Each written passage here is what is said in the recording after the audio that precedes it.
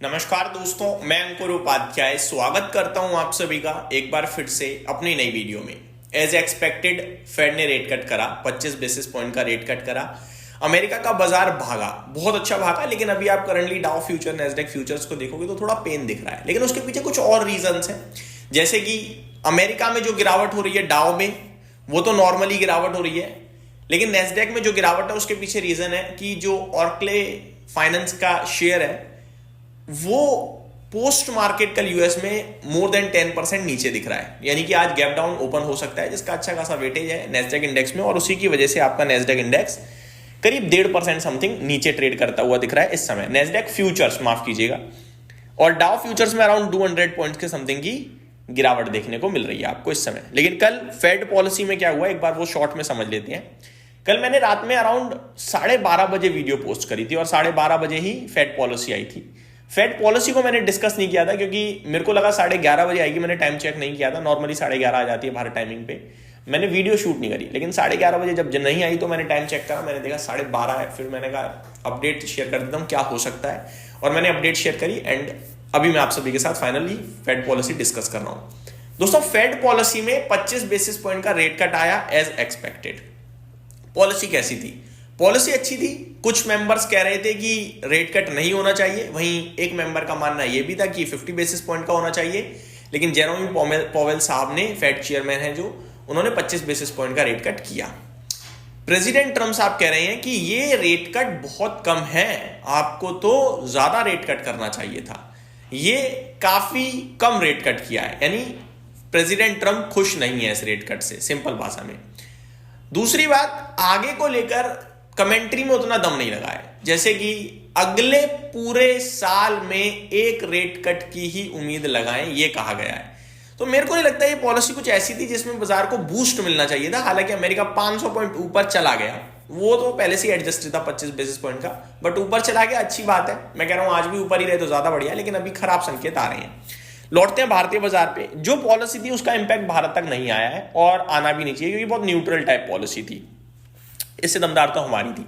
अब बात करें अगर भारतीय बाजार के बारे में, तो भारतीय बाजार में आपके लिए Nifty, Sensex, mid cap index, small cap index, सबकी बात करूं तो वॉलेटिलिटी के बाद पॉजिटिव है, बढ़िया है भाई। अब हुआ क्या है इस पूरे वीक, देखो मंडे भयंकर क्रैश, ट्यूसडे रिबाउंड, ठीक है, वेंसडे अगेन भयंकर टूटा, फिर अभी थर्सडे आपके लिए रिबाउंड आ रहा है। अच्छी बात पता है क्या है, शुरुआती 1 घंटे में आपको जो सेशन चल रहा होता है प्रीवियस डे वही कंटिन्यू होता है, और फिर आपके लिए बाजार बदलता है। फॉर एग्जांपल, मंडे पूरे दिन टूटा था, ट्यूसडे फर्स्ट 1 घंटे में बाजार गिरा ही था, फिर रिकवर होना शुरू करता है। पूरे दिन ट्यूसडे रिकवर हुआ, वेंसडे को शुरुआती 1 घंटे ऊपर ही गया था मार्केट, फिर गिरना शुरू हुआ, गिरता रहा, कल शाम गिरकर बंद हुआ, आज सुबह हम फिर से गिरकर ही खुले, और अब रिकवर हो रहे हैं।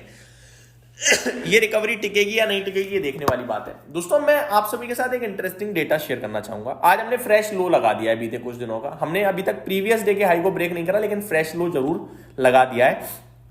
निफ्टी 50 की बात करूं तो, और वो फ्रेश लो आज कहां का लगा है मैं आपको बताना चाहूंगा, 25,693 का, यानी 25,700 के भी नीचे आज निफ्टी फिसल गया मॉर्निंग में। अब मैं आपको एक इंटरेस्टिंग डेटा बताता हूं। इंटरेस्टिंग डेटा ये है दोस्तों कि जब ज्यादा वॉलेटिलिटी हो जाए वहां पे बॉटम बनता है। लेकिन सवाल यह है कि बॉटम बने तो बने कैसे, हम तो लाइफ हाई पे खड़े हैं, हम कौन सा गिरे हैं इंडेक्स लेवल पे। तो फिर ये क्या हो रहा है अभी भी समझना मुश्किल हो रहा है भाई साहब। कुछ ट्रेड डील से रिलेटेड बड़ी खबरें आएंगी, वो भी डिस्कस करूंगा। लेकिन भारतीय बाजार को मैं आपके साथ इतना शेयर करना चाहूंगा, कल तक मैंने आपसे कहा था जब तक प्रीवियस डे का हाई ब्रेक नहीं करेंगे, प्रीवियस डे यानी कि मंडे का, तब तक हम बाजार में लॉन्ग नहीं करेंगे। लेकिन अब मैं थोड़ा कॉन्ट्रा होऊंगा। मेरा मानना यह है, आपको एक लेवल देता हूं स्मॉल कैप स्टॉक्स के लिए, इंडेक्स के लिए। वो लेवल जब तक ब्रेक ना हो तब तक अब आप तेजी की तरफ सोचिए। क्यों कह रहा हूं मैं ऐसा? बहुत बड़ी कैंडल बनी थी दोस्तों जिस दिन रिकवरी आई थी ट्यूसडे को। ट्यूसडे का लो था 16,782 का, वही स्टॉप लॉस लगाएं और पोजीशन को होल्ड करें, मेरा मानना यह है। जब तक स्मॉल कैप इंडेक्स में अब आपके लिए 16,900 के समथिंग का लेवल ब्रेक नहीं होता है, एग्जैक्टली मैं आपको बताता हूं 16,782 है, यानी 16,800 का लेवल जब तक ब्रेक ना हो तब तक आप पॉजिटिव रहिएगा, ठीक है जी। यानी कि बाय ऑन डिप की स्ट्रेटेजी बनाइए। स्टॉक स्पेसिफिक एक्शन पे आता हूं। पहले इंडेक्स, स्मॉल कैप इंडेक्स 0.4% ऊपर है, मिड कैप इंडेक्स में 0.6% की तेजी है, निफ्टी, सेंसेक्स और बैंक निफ्टी भी हरे निशान में ट्रेड कर रहे हैं।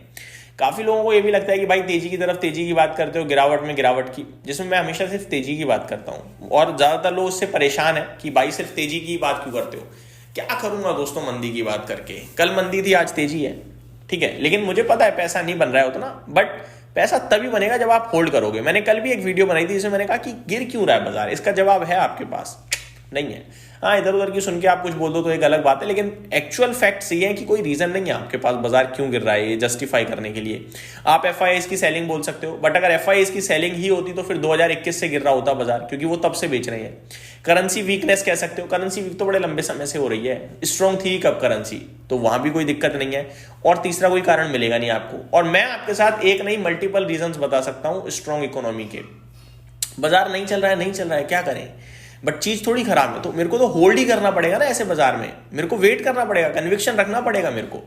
खैर छोड़ते हैं, आगे बढ़ते हैं दोस्तों, स्टॉक्स की बात करते हैं। स्टॉक स्पेसिफिक बात करी जाए तो माहौल आज अच्छा दिख रहा है, पॉजिटिव साइड पे है। लगभग 1700 शेयर्स हरे निशान में एनएसई पे और 1000 शेयर लाल निशान में, तो बढ़ने वाले शेयर्स की संख्या ज्यादा है दिख रही है मुझे इस समय।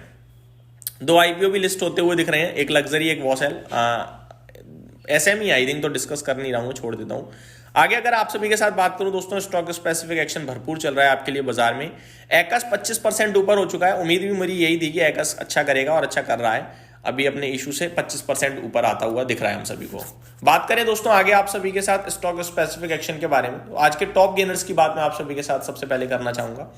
टॉप गेनर्स की लिस्ट को आज लीड कर रहा है डीसीएम श्रीराम। इरकॉन इंटरनेशनल में भी अच्छा मूव है। डिक्सन टेक्नोलॉजीज, कल आपके साथ मैंने अपने इंस्टाग्राम पे डिस्कस किया, अपने यूट्यूब चैनल वीडियो में डिस्कस किया कि ये भाव लालच देने वाले हो रहे हैं, 4% ऊपर खड़ा है। रेल टेल एक्मे सोलार में भी बढ़िया तेजी है। गिरावट को लीड कर रहा है TTML, Godfrey Phillips, Honasa consumer, DB realty, Triveni turbine. Top gainer की लिस्ट को आज वापस से केन्स टेक्नोलॉजीज भी 3% ऊपर है, लीड करता हुआ दिख रहा है। 1700 करोड़ का टर्नओवर है। इंडिगो में 1450 करोड़ का टर्नओवर, फ्लैट टू पॉजिटिव है। डिक्सन 4.5% ऊपर है, 750 करोड़ का टर्नओवर है। बीएससी 600 करोड़ का टर्नओवर है, 3% ऊपर है। ये भी कल डिस्कस किया था कि लेने वाला स्टॉक है। निफ्टी 37 स्टॉक्स पॉजिटिव है, 13 नेगेटिव है। नेगेटिविटी को लीड ट्रेंड कर रहा है, ये भी डिस्कस किया था, हालांकि 1% नीचे है, बट होने के लिए यहाँ क्या है मेरे पास। भारतीय एयरटेल एशियन पेंट में भी अच्छा मूव गिरावट देखने को मिल रही है हल्की हल्की। बाकी तेजी में आज इटर्नल, कोटक बैंक, जियो फाइनेंशियल के शेयर्स देखने को मिल रहे हैं। तो ये अभी की अपडेट थी, अगली वीडियो में स्टॉक स्पेसिफिक बात करूंगा, बने रहिए चैनल के साथ। Thank you so much for watching this video, have a great day guys.